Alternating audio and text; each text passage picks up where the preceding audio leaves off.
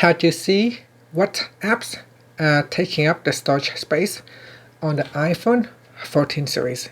First, let's go back to the home screen by swiping up at the bottom of the screen. And on the home screen, tap on Settings. In Settings, go down and tap on General. Next, you want to go down and tap on iPhone Storage. Now in here, go down, and in here it will tell you which apps is using up all your storage space. And in here you can also tap on the app, and in here it tells you the app size and the documents and data that has taken up the storage space.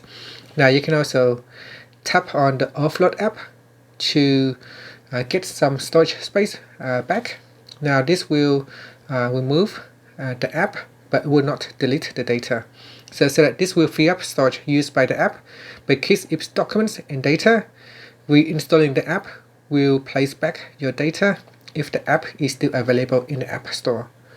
Alternatively, you can also delete the app, and it's so that this will delete the app and all related data from this iPhone, and you cannot undo this action.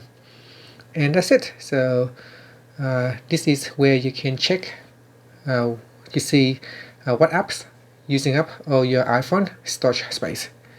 And that's it. Thank you for watching this video. Please subscribe to my channel for more videos.